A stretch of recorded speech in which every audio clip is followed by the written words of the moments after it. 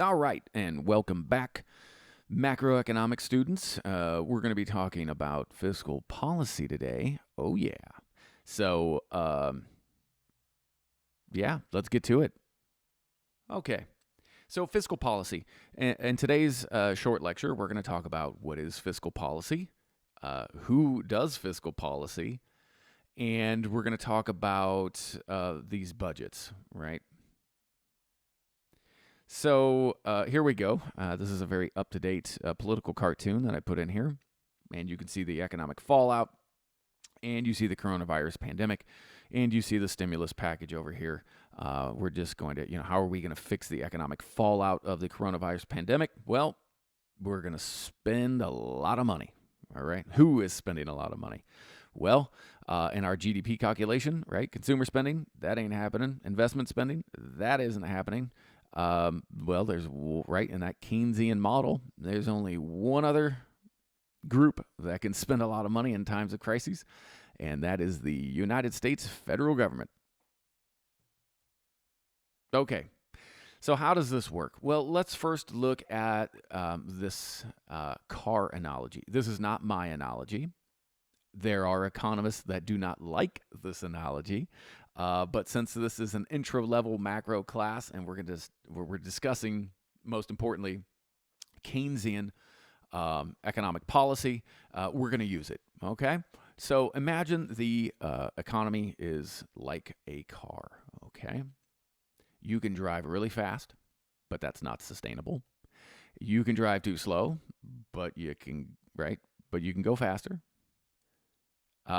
You can do what the speed limit is, right? That's sustainable. Cars clipping along, using all its resources, but not overusing them and not underusing them. We know that some cars right over here can drive faster than others. So we know some nations have the ability to have faster and more sustainable growth. And if we can improve the engine, the gas mileage, we can drive at even higher speeds, right? Or our economy can move at even higher speeds.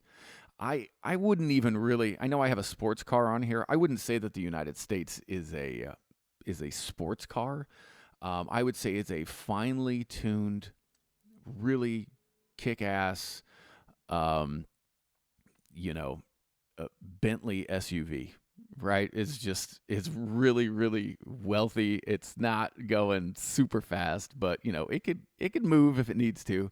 It's extremely comfortable, and everybody would have a great time driving in it, and everybody would love to have one, right? So that's more of what the United States economy is like. So the government's job is to break, speed up, right, as well as promote things to improve the engine. Okay? In other words, shift the production possibility curve outward. How do you do that? Right? Remember our shifters: quantity and quality of a resource, technology, and trade. Oh, sweet. You might as well also call the PPC the long run aggregate supply curve. So how does government stabilize the economy? Okay, well, we kind of grow up in the United States hating government, right? That old Reagan quote, right? Government's not the solution to our problem. Government is the problem. Yeah, well, that sounds great if you're a politician, but sometimes, Uncle Sam needs to step in and fix things. And, back in the old days, it used to be really, really rich people that would, was basically, that was our monetary policy, right? Was just ask really wealthy people for money.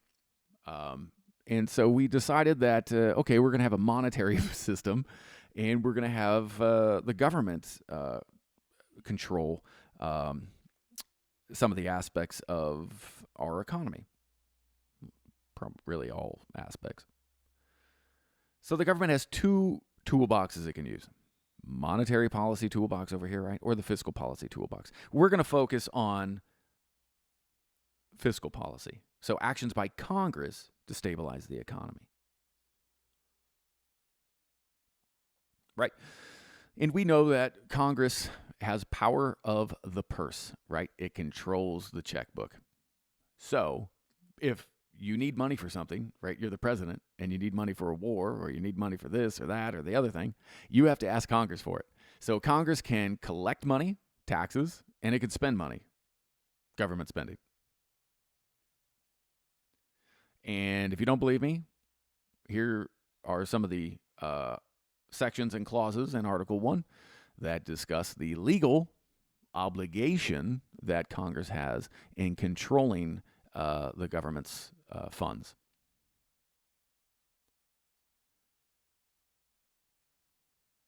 Okay, two types of fiscal policy, really two types of budgets, right? So when we talk fiscal policy, really what we're talking about is accounting. We're talking about budgeting and finance. We're talking about money that comes in and money that goes out. So there are two types of budgets. There's the discretionary budget and the non-discretionary budget, right? So discretionary fiscal policy and non-discretionary fiscal policy. Quickly, what's the distinction between the two of these?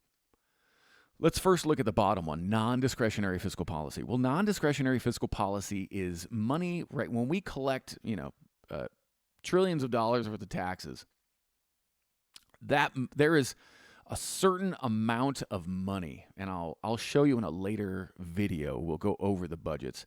There's a certain amount of money that leaves Congress without even a vote, right? It's just gone, because in years past we already voted on it that we would fund those things like Social Security, Medicare, veteran benefits, transportation contracts, military contracts, et cetera, et cetera. Most of our money is gone. About 2/3 of it is gone without even a vote of Congress. Now, I want you to think about that. About 2/3 of our budget is gone without a vote from our present-day Congress. It is to fulfill contracts that were voted on in previous years. So that leaves us with another third, right? That leaves us with about $1 trillion budget, or a little over $1 trillion budget, as of 2020. And this leaves us with discretionary fiscal policy. So Congress sits and it says, okay, we got this much money left. What do we do with it? Okay. Do we spend it on military? Do we spend it on benefits? Do we spend it on this? Do we spend it on that? Do we give it to schools? Do we give it to science and research? Do we build roads? Do we build airports? Do we kick it out as subsidies to, whoever? And that's discretionary. It's at the discretion of the present-day Congress. All right, so let's look at discretionary fiscal policy because that's the one we can actually control. The other one we can't because it's already gone.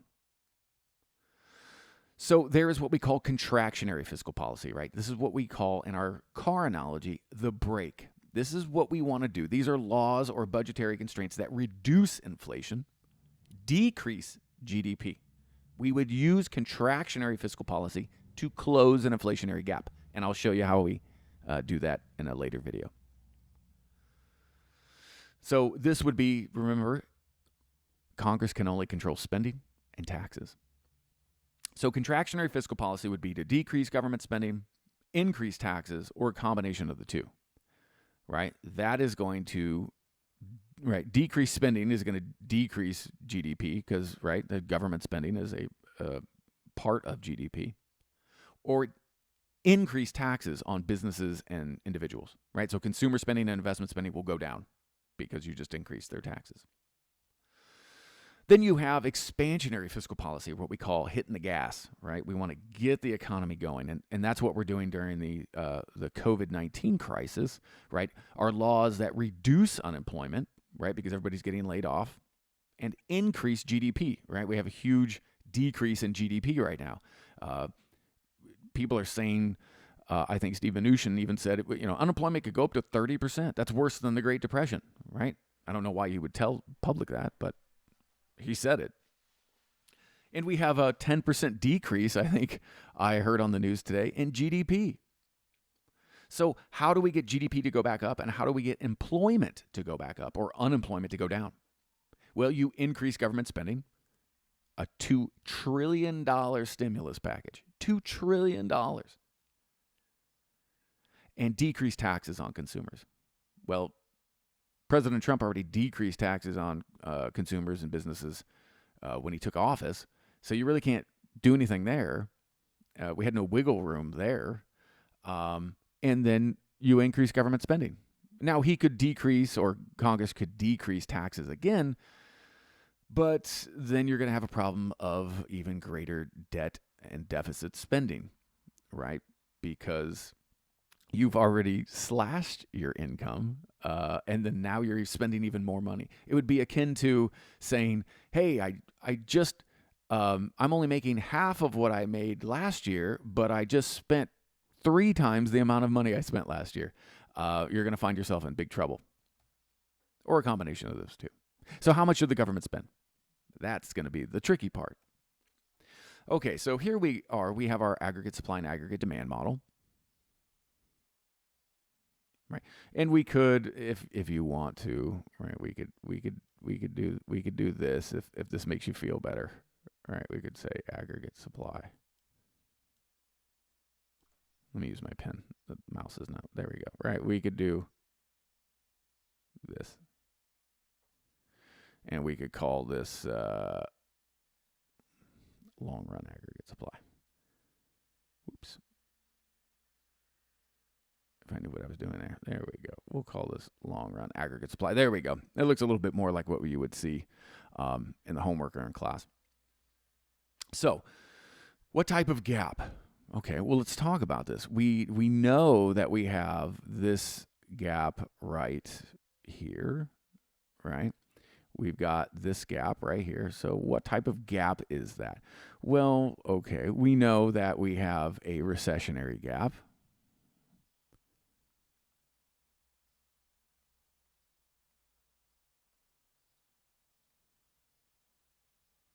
Okay, and what type of policy is best? Well, what type of policy would be best? Right, expansionary or contractionary? Well, we want to go with expansionary. That would be the best fiscal policy, right? We want to decrease taxes and increase government spending, right? Because remember, aggregate supply is GDP. Aggregate demand, is GDP.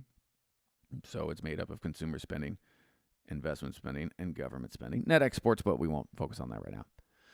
So what should the government do to spending, right? The government should increase spending. And why? Well, because increasing spending, right, or, right, it could decrease taxes, which would do what? Would increase consumer spending and increase investment spending. So if these things are going up, right, aggregate demand would increase. But the big question is, how much should the government spend? Now, a lot of people will say, well, if we spend 100, a lot of you are going to say, well, we just spend 100 billion. We spend 100 billion and we close the $100 billion gap. No, that's not right. If you spend $100 billion, you're going to get something that looks like that. Okay? Why? Why the heck? Why would that happen? Well, because if you spend 100 billion, you're going to get a lot more expenditures in your economy. When you spend money, it doesn't stop there, right? When you spend $1, part of that dollar is saved, part of that dollar is spent. And so that money is multiplied.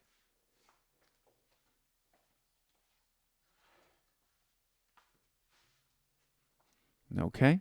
So if you spent $100 billion, you could easily multiply your dollars, depending on what the multiplier is in your equation, by a lot more than you anticipated.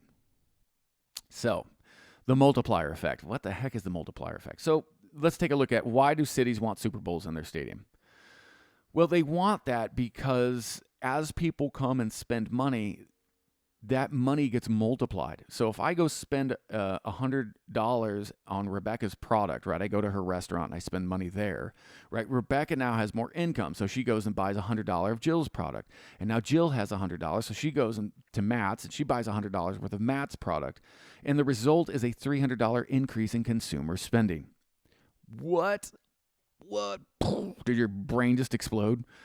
I know. That doesn't sound right, because if I said, okay, show me all of the money in this economy, just with that example, and I said, show me the money, right? Jerry Maguire, show me the money. You would only have a $100 bill. There would only be $100 in the economy, actual physical cash, but $300 would have been generated or created, right? $300 worth of goods and services. So the multiplier effect shows how spending is magnified in the economy. And I know you're probably thinking that makes absolutely no sense. How can you just make up money? Well, welcome to what we'll get into when we get into monetary policy, the fractional banking service and money multipliers. And that is, right, if I told you the United States generated $22 trillion worth of goods and services, there is not $22 trillion worth of cash floating around. There just isn't, right? But there was $22 trillion worth of goods and services money generated from the initial amount of cash that was in society. I know. Confusing, but that's just the way it is. And we'll talk about it in the next video.